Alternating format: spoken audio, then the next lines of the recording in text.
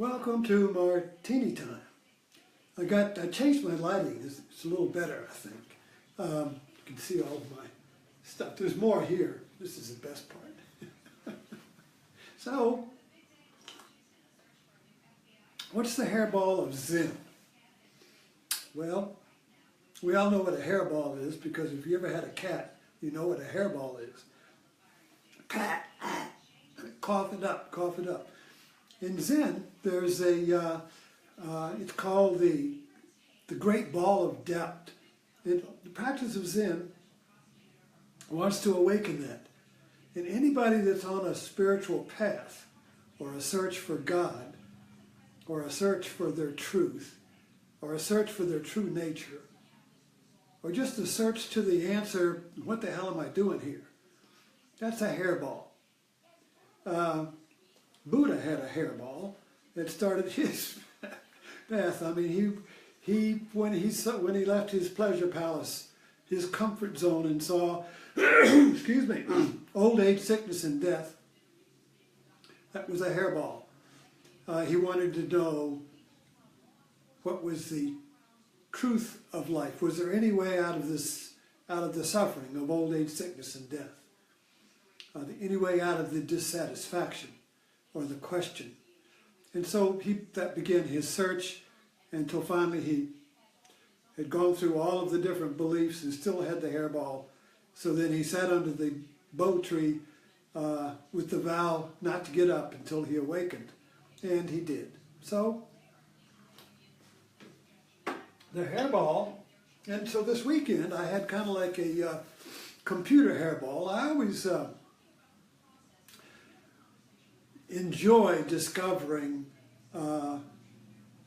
in my mundane, boring, retired life, the simple things have import to me. The simple things become metaphors for my own path and my own great question and my own hairball. And so this weekend, if you all discover this if you have a computer, I'm sure. And so I have a Mac, and I talked about this last night, computer maintenance. The art of Zen and the art of computer maintenance. But I finally got the hairball out today. And the problem was that computers have a unique way of creating double binds, so that no matter what you do, you're screwed.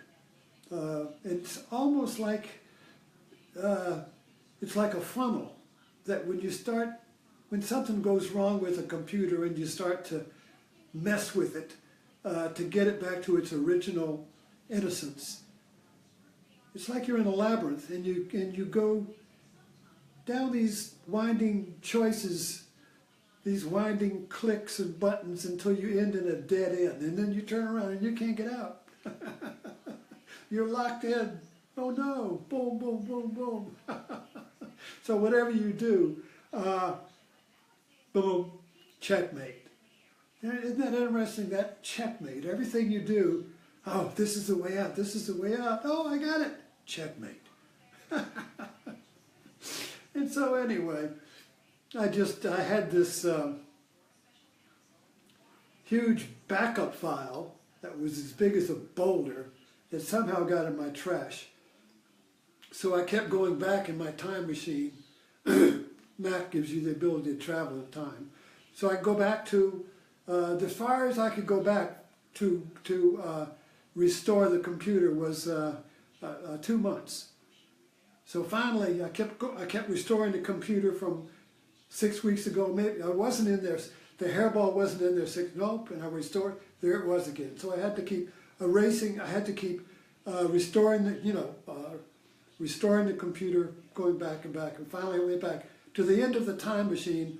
I restored the computer from that hard drive, and it was there again. So I'd had this big boulder in my trash that I couldn't delete longer than the time machine went back. So finally I just erased the whole hard drive and reinstalled a new system, and I was able to save my applications from the time machine, and I corrected all my little data and stuff. So now back in operation, and the computer is so zippy and fast and fresh and exciting. You know, it's just like it's been reborn. It's got energy to use up. You know, just fast, smoking fast now. You see, isn't that great? So that's kind of like what awakening is like. You know, awakening. They and the mind are very similar. So when your computer gets sluggish and it pauses before it does anything, has to think, do I want to do that or not? And you click it and you watch it, and then finally it moves and does something. This is like middle age. This is like, you know, when we're young, we're zippy, right?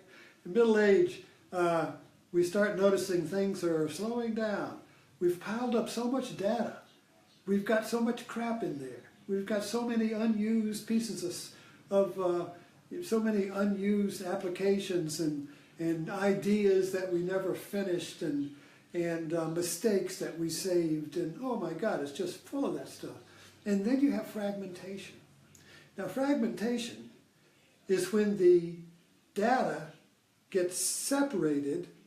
So when you give the computer an operation, a single command, it's got to go running around in 3 or 4 different places, or many, I don't know how many places, to connect the dots to do the operation. So all these little, it's called fragments, so you're all fragmented, you see. And this is a metaphor for the modern world. We live in a fragmented world. Civilization, our civilization is up 2 or 3, well, 10,000, but you know, maybe 2 or 3,000. You know, the modern civilization started, you know, after the Enlightenment, and these civilizations are like operating systems, and as they go along, they get fragmented. They keep piling in more knowledge. Today, the amount of knowledge is staggering. We have to keep building new computers to manipulate it. You see, and so and everything is broken apart. Nothing is simple anymore. Simplicity and innocence are the same. Simplicity, humility, innocence, original, natural. All these words are pretty much the same. That they reflect a time before we became so corrupted by time and by our history and by the amount of knowledge we have accumulated, you see, amount of past. We're accumulating past. Knowledge is all past. It's all stuff that we've discovered and saved, cataloged, and we begin to see the world through our past, through our knowledge. And we long for simplicity. And so this is like the dream for nostalgia is for the dream for Paradise Lost, when life was simple. And even politics get it. You know, Trump, restore America. What does that mean? It means restore America. Well, it means whatever you want it to mean, but basically to a time before the fragmentation. It means to restore your computer to its original freshness, you know, when everything works smoothly and you got the job done without any stress, you see. So this accumulation and fragmentation creates stress. So the great doubt and the great hairball is basically a longing for our original simplicity. Now we think this original simplicity is in the past. It's like the lost garden or something, or it's in the future, the promised land. So here we are in the present moment. It's fragmented. Everything is, you know, everything is confused and stressed. You can't do anything without irritation, and we long to some long to go back to the past, some long to go to the future. But the point is, this present moment is crap. You just want to get out of it. So vacations are a promised land. Vacations are places where I can be simple, you see. So this whole idea of And we create little places of simplicity in our own life. Go out and garden. Things are just very simple. You just dig a hole, you put something, you pull a weed. Everything is physical. So when you get physical, when you get in the body, you rediscover simplicity. When we're in the mind, we're all fragmented.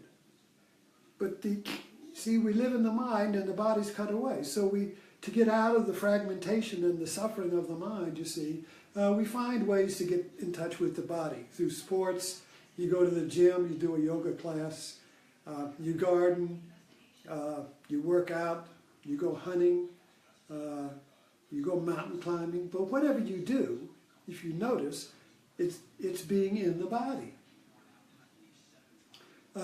Or you can take a vacation in the mind by reading a book, and then the body doesn't do anything. So you're in kind of like a mental body there, where you're in the story and you're out of your own story, which is all fragmented and has lost its innocence, you see.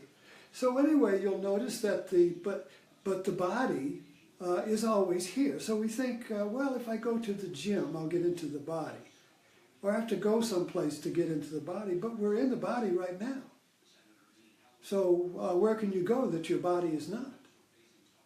Where can you go that God is not?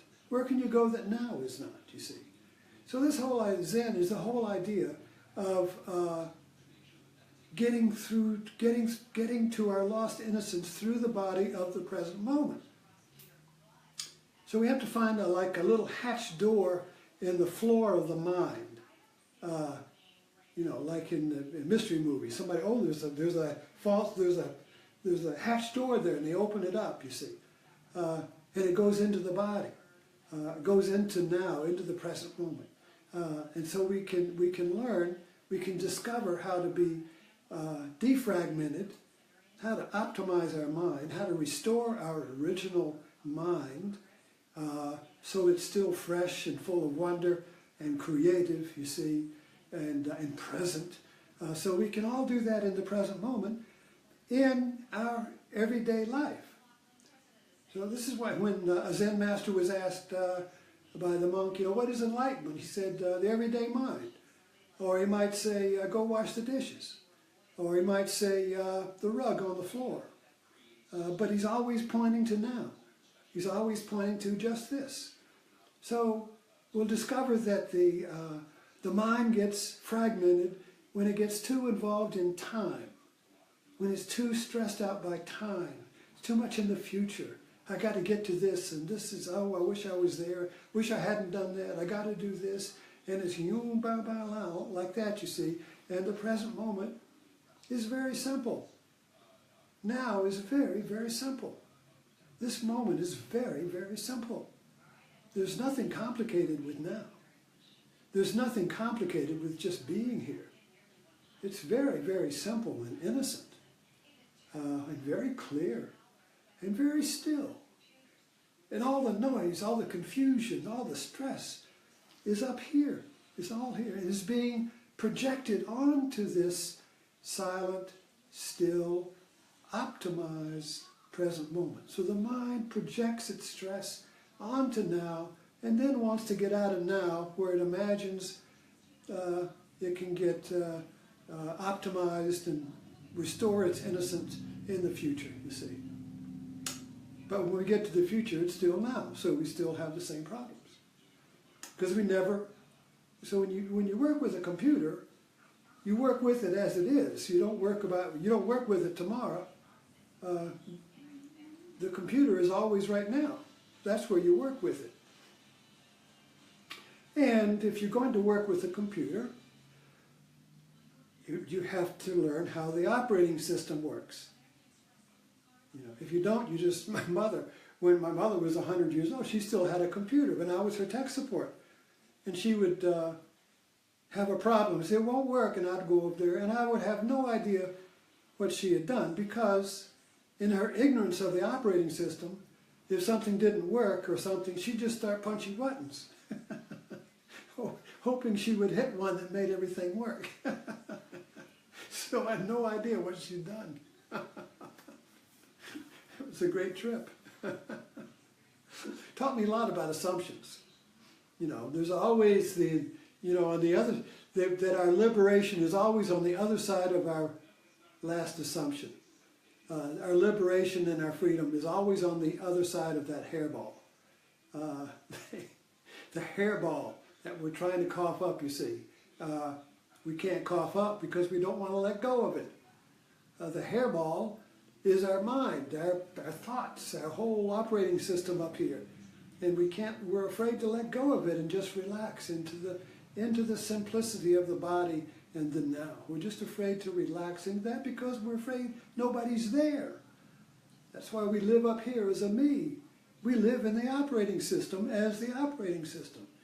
We live in our mind. Our me is a mental process. Our sense of self is a mental process. So we have a mental process trying to get out of a mental process. Can't do it. Thinking tries to get out of thinking. Thinking tries to get out of this stressful world it creates, and it can't do it. Thinking is a mental process. And the thinker is a mental process. You see? So that has to be seen. That has to be given up so you can just let go into the now, and bam, you optimize. Bam, the fragmentation goes, boom, it's all solid you. It's all solid now. It's all now. There's nothing else. It's all now. So, I'll see you in the morning. Thanks for dropping in.